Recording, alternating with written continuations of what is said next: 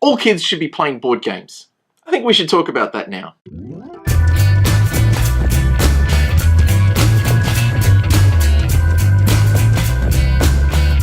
Last time on NOW, Ricky raised the question of me being both a parent and a teacher and asked me to discuss what sort of skills or values do I think children get out of board gaming. I kind of fell into this when I inherited a group of students who no one really knew what to do with. And so I kind of had just started falling in love with the hobby of board gaming and decided to just give it a go. The benefits were amazing, and as I started to experience these benefits firsthand and then started to do research to understand what was going on, I became thoroughly convinced that all children should be board gaming. And that's because I think the benefits far exceed whether they're going to take it on as a hobby.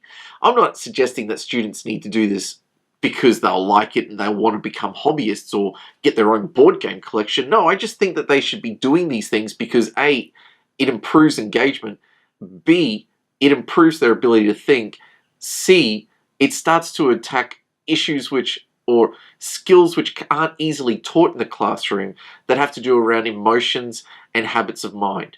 And I want to break some of those down for you right now. I think the intellectual side is one of the easiest parts to talk about as a teacher. When looking at board games, it doesn't seem to matter whether it's the more classic or traditional games of Snakes and Ladders, Monopoly, Scrabble, Trivial Pursuit. You've got a plethora of, good learning curves to come out of it. I mean, even on the basis level, you're learning rules, you're learning how to work within the rule set, you're learning how to think creatively around the rules to problem solve ways to win the game, or you're just doing simple maths. I mean, take something like Snakes and Ladders. Just the fact that you roll 2 dice and you have to add them up, for a young person, that's learning. That's computation. That's good math skills. You take that into the areas of mastermind and suddenly you've got deduction coming through and you're learning the skills of how to arrive at a solution when you've got a limited amount of information to begin with. You look at Scrabble and you've got endless amount of word knowledge and language skills, and you can bring that into the modern day where people start to get more complex. I mean, you start to think about area control, you start to think about, you start divvying up the numbers on certain games like miniatures games, even X-Wing uses a lot of computation, it uses a lot of visual space, so people are having to determine distance and direction, flight paths, they're having to outthink their opponents, they're having to think creatively to get out of situations, and they're using a lot of maths and science, and they're using English skills.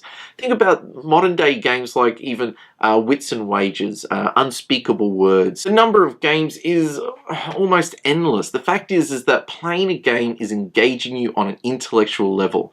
And when we start to talk about areas of flow is when people, not just students, it's when people get into a space where they're feeling both challenged intellectually, where they're feeling engaged in the task, and that challenge is pushing them beyond themselves. So when we talk about, when you get so involved in a game that it feels like time just passes by and you have no idea that the time has gone so quickly, that's flow. And that actually requires you to be challenged on an intellectual level. So games have the ability to do that, to engage those parts of the mind. It's not just about being entertaining. It's the fact that they challenge you as well. But that's not the best part of games, I think. I think that's just a given, that if I want to get kids engaged in a maths task or an English lesson, I'll probably use games of some kind. It's the other stuff that came out of it. You see, when I inherited these students, it wasn't because they needed a teacher, it was because their teachers weren't coping with them. They needed someone to come and partner with them. And I kind of just didn't know what to do, so I started playing board games. And these kids who were really struggling on social levels, they couldn't interact properly, they weren't capable of expressing themselves very well, they weren't able to listen empathetically. These things were lacking in their lives. But as we began playing board games, I started to notice some changes in them. And it's on that level that I think that games started to really make a meaningful difference. Now, I know I've spoken about learning, but the thing I want to highlight about learning is that learning is not an entirely intellectual pursuit. We aren't capable of disengaging our brains and just learning something. All learning is emotional as well. Any time we truly engage with a task, anytime we discover a topic that we love and we thoroughly get something out of it, it's because we make an emotional connection as much as we make an intellectual connection. So as a learner, I can be focused on trying to gather information, and that's fine, and I really enjoy that part of the process. I like asking questions and reading books. But then comes the part of moving from information on pages, dot points, jotted down notes, to trying to formulate a response to the answer.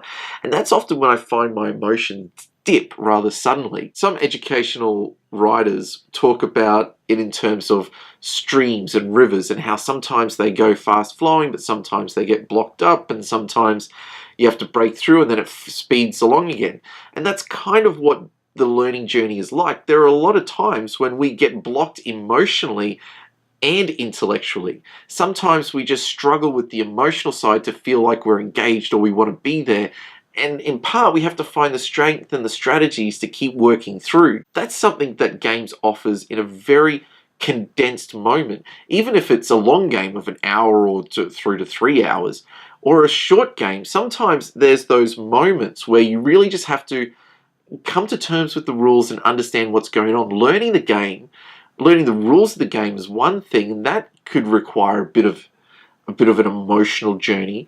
But there's also the element of learning how to play the game, and that's quite a different thing. There's the rules, and then there's knowing how to play the game. And sometimes some people take a while to learn the rules, but once they've got them, they kick in and they really know how to play the game.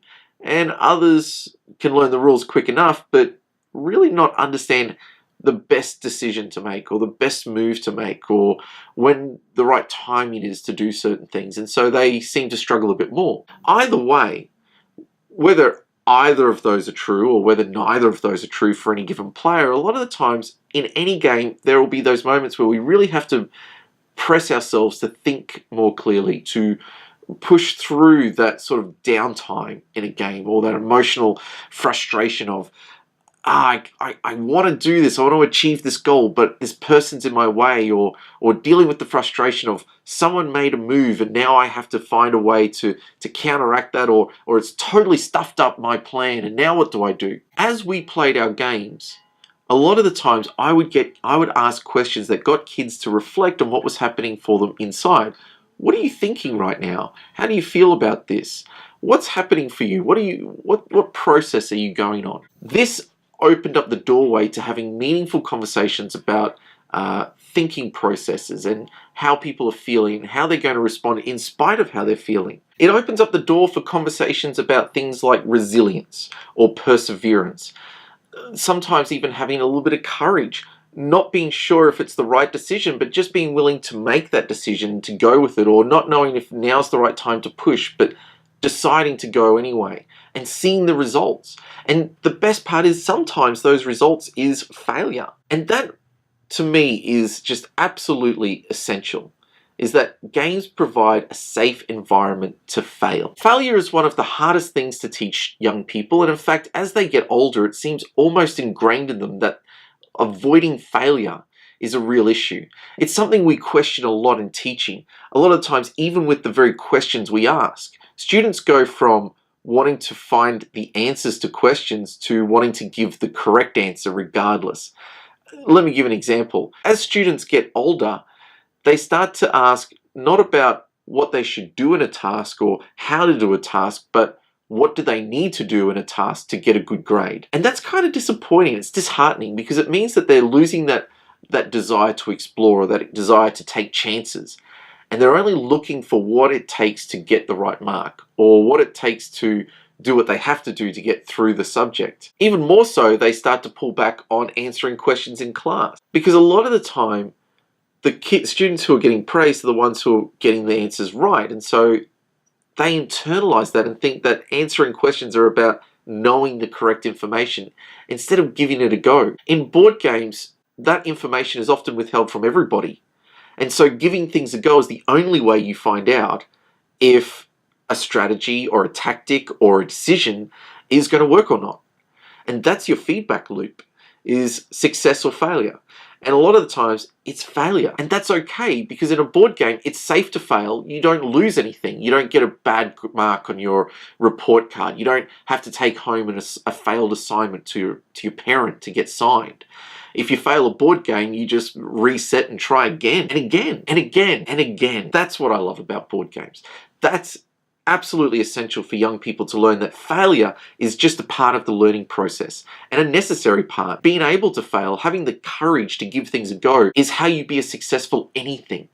I'm not just talking about a successful academic or a successful engineer. I mean a successful anything. Successful tradie, a successful engineer, a successful politician, a successful teacher, a successful brother, parent, or husband or wife. Trial, error, learning to accept failure, learning to deal with the emotion of failure, and learning how to respond in a way that is positive and constructive. That is just a lesson invaluable that board games can provide young people. Now, this is to say nothing of the fact that games improve patience, they improve understanding of communication and turn-taking. There's any number of lessons that students can be learning from board games, or young people of whatever age, even my age. But I just think that ability to fail, that ability to give things a go, makes a huge difference. And I tell you what, it made a huge difference in the lives of the young people that I worked with. Over the course of time, this small eclectic group of people who just had no ability to get along with anyone suddenly started making friends within the group, and they looked forward to board games every week. Over time, they're the ones that actually became the basis of forming the board game group that I have at this school. In fact, some of those kids that I worked with in year 5 are now in year 9 and are still bringing their friends along, recruiting new members, and are looking at being the leaders for the board game group for the senior school. They're fully engaged and they've gotten over their social issues. We have a fully healthy, wonderful, vibrant board gaming community because of those young people who everyone else looked at and said, we don't know what to do with. And board games helped make a difference. I'm not saying it was the only thing. Obviously, good relationships with teachers, good relationships with students, having an environment of people willing to work and to help transform their struggle into success.